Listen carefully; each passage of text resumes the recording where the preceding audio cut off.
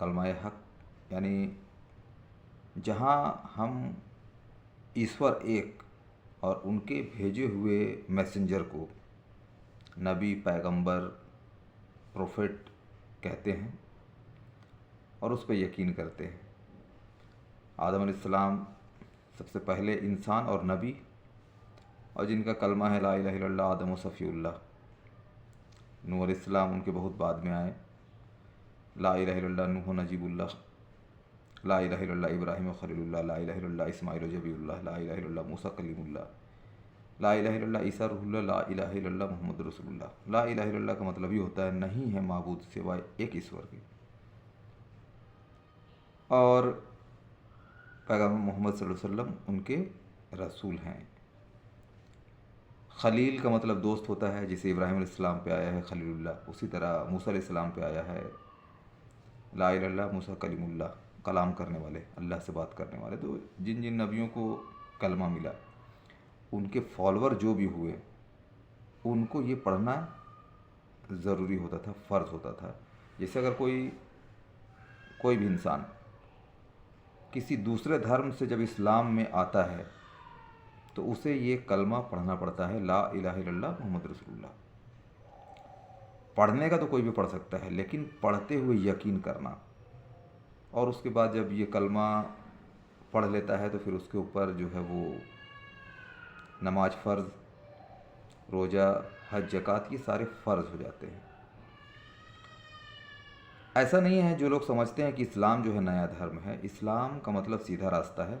इससे पहले के एपिसोड में भी हमने बात की है, सीधा रास्ता, राइट पथ। और दूसरे लैंग्वेज में इस्लाम को कहा जाता है लॉ ऑफ नेचर, यानी प्राकृतिक का कानून ही इस्लाम है।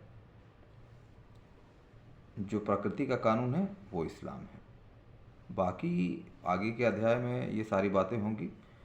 तो इब्राहीम अलैहिस्सलाम जब छोटे थे, चूँकि इब्राहीम अलैहिस्सलाम का जो है दौर जो था वो पैगंबर मोहम्मद सल्लल्लाहु अलैहि वसल्लम से 4000 साल पहले का दौर था। सोचने की बात है, अब 4000 साल पहले इब्राहीम अलैहिस्सलाम, उनको भी मालूम था कि दुनिया जिसके लिए बनाई गई है उनका नाम है मोहम्मद मुस्तफ़ा सल्लल्लाहु अलैहि वसल्लम, जो आखिरी नबी होंगे। पैगंबर मोहम्मद सल्लल्लाहु अलैहि वसल्लम के 99 नाम हैं। मोहम्मद भी उन्हीं का नाम है, अहमद भी उन्हीं का नाम है, कहीं उनको माही कहा गया है, तो कहीं बहुत सारे और भी नाम हैं। तो इब्राहीम अलैहिस्सलाम के टाइम में एक घटना घटी, क्योंकि इब्राहीम अलैहिस्सलाम के जो पिता थे आजर, वो एक मूर्तिकार थे।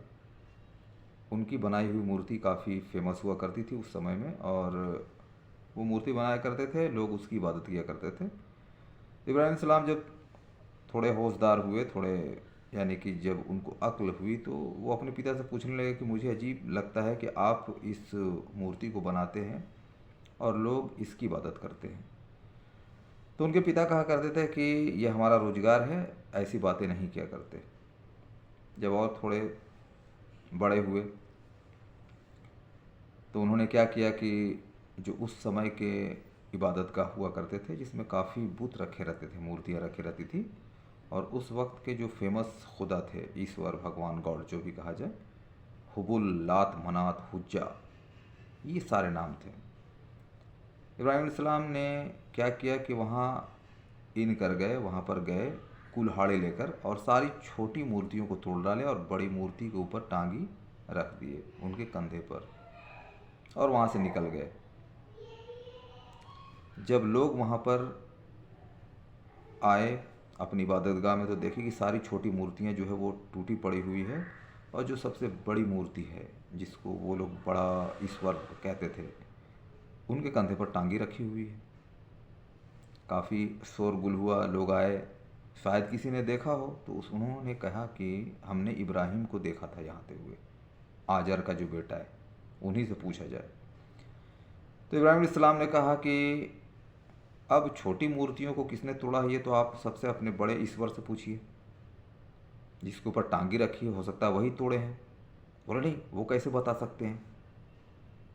तो बोले क्यों नहीं बता सकते हैं, जब आप लोग कहते हैं कि वही हमें ज़िंदगी देता है, मौत देता है, हमें रोज़गार देता है, खुशियाँ गम सारे उसी की तरफ से हैं, वो हमारा पालनहार है, तो वो क्यों नहीं बता सकता है कि कौन छोटी मूर्तियों को तोड़ा है।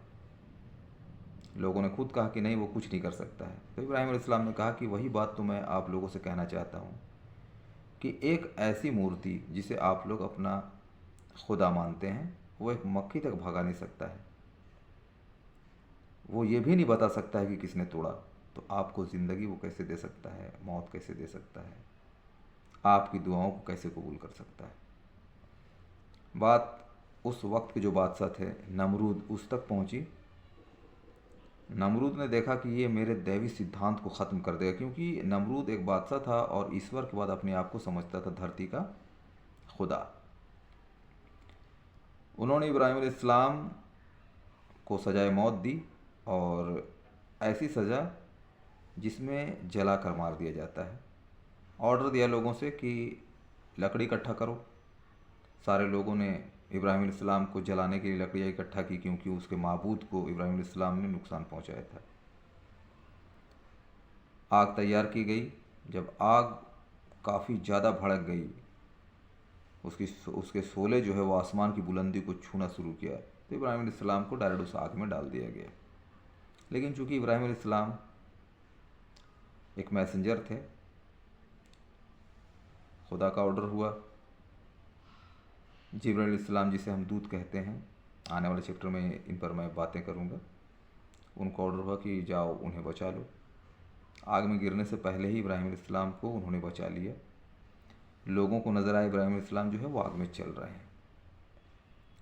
लोग डर गए कि इब्राहिम अलैहिस्सलाम के पास ये शक्ति कहाँ से आई।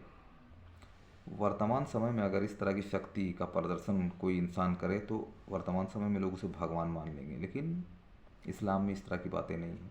जो भी नबी दुनिया में है उनको एक शक्ति देकर भेजी गई है, लेकिन कभी भी मुसलमान को ये नहीं कहा गया कि तुम उनकी परस्तिश करो। इज़्ज़त करना और इबादत करना में फ़र्क है।